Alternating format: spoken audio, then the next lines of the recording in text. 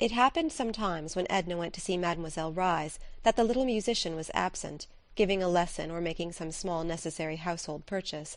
The key was always left in a secret hiding-place in the entry, which Edna knew. If Mademoiselle happened to be away, Edna would usually enter and wait for her return. When she knocked at Mademoiselle Reisz's door one afternoon, there was no response, so, unlocking the door as usual, she entered and found the apartment deserted, as she had expected. Her day had been quite filled up, and it was for a rest, for a refuge, and to talk about Robert, that she sought out her friend. She had worked at her canvas, a young Italian character study, all the morning, completing the work without the model, but there had been many interruptions, some incident to her modest housekeeping, and others of a social nature. Madame Ratignolle had dragged herself over, avoiding the too public thoroughfares, she said. She complained that Edna had neglected her much of late. Besides, she was consumed with curiosity to see the little house, and the manner in which it was conducted. She wanted to hear all about the dinner-party. Monsieur Ratignolle had left so early. What had happened after he left? The champagne and grapes which Edna sent over were too delicious. She had so little appetite. They had refreshed and toned her stomach. Where on earth was she going to put Mr. Pontellier in that little house, and the boys? And then she made Edna promise to go to her when her hour of trial overtook her. At any time of the day or night, dear, Edna assured her. Before leaving, Madame Ratignolle said, "In some way, you seem to me like a child, Edna. You seem to act without a certain amount of reflection, which is necessary in this life. That is the reason I want to say you mustn't mind if I advise you to be a little careful while you are living here alone. Why don't you have someone come and stay with you? Wouldn't Mademoiselle Reisz come?" "No, she wouldn't wish to come, and I shouldn't want her always with me." "Well, the reason... You know how evil-minded the world is. Someone was talking of Alcée Arobin visiting you. Of course it wouldn't matter if Mr. Arobin had not such a dreadful reputation. Monsieur Ratignolle was telling me that his attentions alone are considered enough to ruin a woman's name." "Does he boast of his successes?" asked Edna indifferently, squinting at her picture. "No, I think not. I believe he is a decent fellow as far as that goes. But his character is so well known among the men. I shan't be able to come back and see you. It was very, very imprudent today." "Mind the step," cried Edna. "Don't neglect me," entreated Madame Ratignolle. "And don't mind what I said about Arobin, or having someone to stay with you." "Of course not," Edna laughed. "You may say anything you like to me." They kissed each other good-bye. Madame Ratignolle had not far to go, and Edna stood on the porch a while watching her walk down the street. Then in the afternoon Mrs. Merriman and Mrs. Highcamp had made their party call. Edna felt that they might have dispensed with the formality. They had also come to invite her to play 21 one evening at Mrs. Merriman's.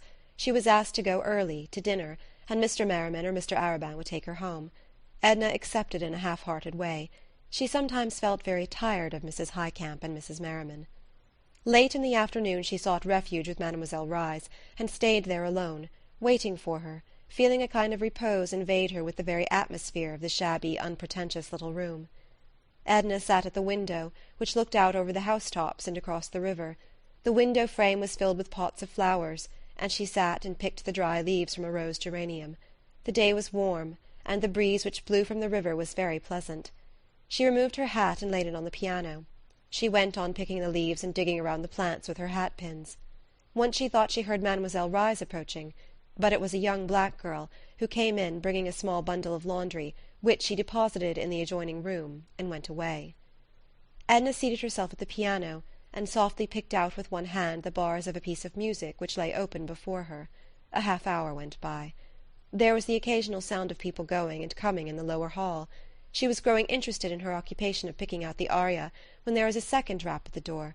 She vaguely wondered what these people did when they found Mademoiselle's door locked. "Come in," she called, turning her face toward the door. And this time it was Robert Lebrun who presented himself. She attempted to rise. She could not have done so without betraying the agitation which mastered her at the sight of him, so she fell back upon the stool, only exclaiming, "Why, Robert!"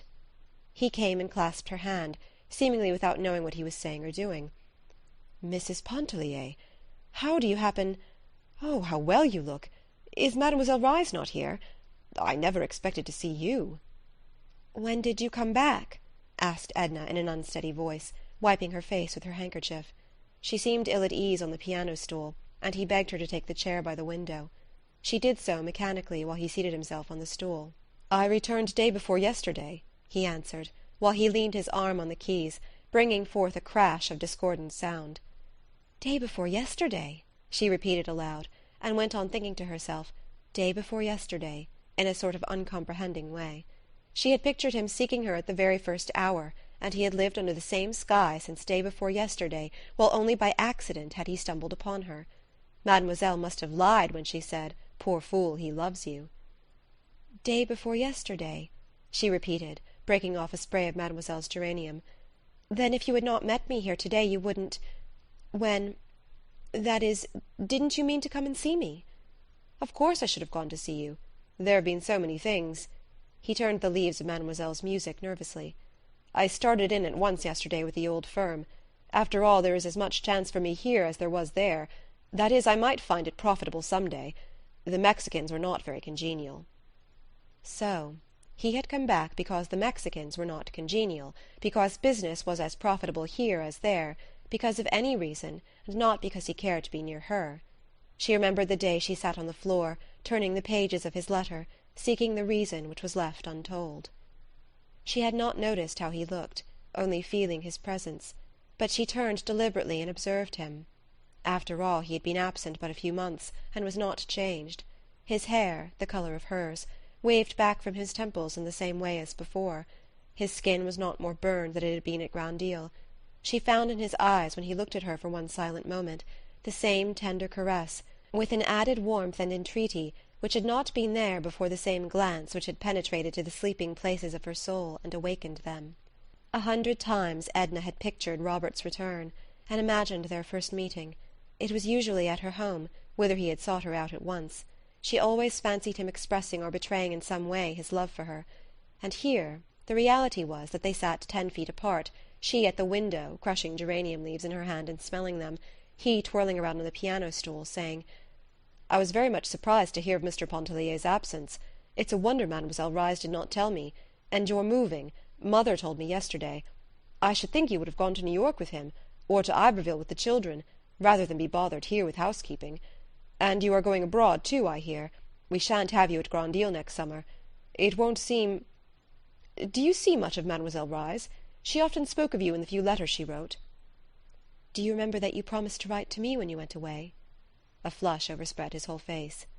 "I couldn't believe that my letters would be of any interest to you." "That is an excuse. It isn't the truth." Edna reached for her hat on the piano. She adjusted it, sticking the hat-pin through the heavy coil of hair with some deliberation. "Are you not going to wait for Mademoiselle Reisz?" asked Robert. "No. I have found when she is absent this long, she is liable not to come back till late." She drew on her gloves, and Robert picked up his hat. "Won't you wait for her?" asked Edna. "Not if you think she will not be back till late," adding, as if suddenly aware of some discourtesy in his speech, "and I should miss the pleasure of walking home with you." Edna locked the door and put the key back in its hiding-place. They went together, picking their way across muddy streets and sidewalks encumbered with the cheap display of small tradesmen. Part of the distance they rode in the car, and after disembarking, passed the Pontellier mansion, which looked broken and half torn asunder. Robert had never known the house, and looked at it with interest. "I never knew you in your home," he remarked. "I am glad you did not." "Why?" She did not answer. They went on round the corner, and it seemed as if her dreams were coming true after all, when he followed her into the little house.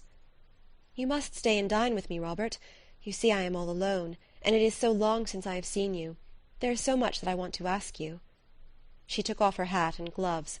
He stood irresolute, making some excuse about his mother who expected him. He even muttered something about an engagement. She struck a match and lit the lamp on the table. It was growing dusk. When he saw her face in the lamplight, looking pained, with all the soft lines gone out of it, he threw his hat aside and seated himself. "Oh, you know I want to stay if you will let me," he exclaimed. All the softness came back. She laughed, and went and put her hand on his shoulder. "This is the first moment you have seemed like the old Robert. I'll go tell Celestine." She hurried away to tell Celestine to set an extra place. She even sent her off in search of some added delicacy which she had not thought of for herself. And she recommended great care in dripping the coffee and having the omelette done to a proper turn. When she re-entered, Robert was turning over magazines, sketches, and things that lay upon the table in great disorder. He picked up a photograph and exclaimed, "Alcée Arobin! What on earth is his picture doing here?" "I tried to make a sketch of his head one day," answered Edna, "and he thought the photograph might help me. It was at the other house. I thought it had been left there. It must have packed it up with my drawing materials." "I should think you would have given it back to him if you have finished with it." "Oh, I have a great many such photographs. I never think of returning them. They don't amount to anything." Robert kept on looking at the picture. "It seems to me... Do you think his head worth drawing? Is he a friend of Mr. Pontellier's? You never said you knew him." "He isn't a friend of Mr. Pontellier's. He's a friend of mine. I always knew him. That is, it is only of late that I know him pretty well. But I'd rather talk about you, and know what you have been seeing and doing and feeling out there in Mexico." Robert threw aside the picture. "I've been seeing the waves and the white beach of Grand Isle, the quiet, grassy street of the Cheniere, the old fort at Grande Terre. I've been working like a machine, and feeling like a lost soul. There was nothing interesting." She leaned her head upon her hand to shade her eyes from the light. "And what have you been seeing and doing and feeling all these days?" he asked. "I've been seeing the waves and the white beach of Grand Isle, the quiet grassy street of the Cheniere Caminada, the old sunny fort at Grande Terre. I've been working with a little more comprehension than a machine, and still feeling like a lost soul. There was nothing interesting." "Mrs. Pontellier, you are cruel," he said, with feeling, closing his eyes and resting his head back in his chair. They remained in silence till old Celestine announced dinner.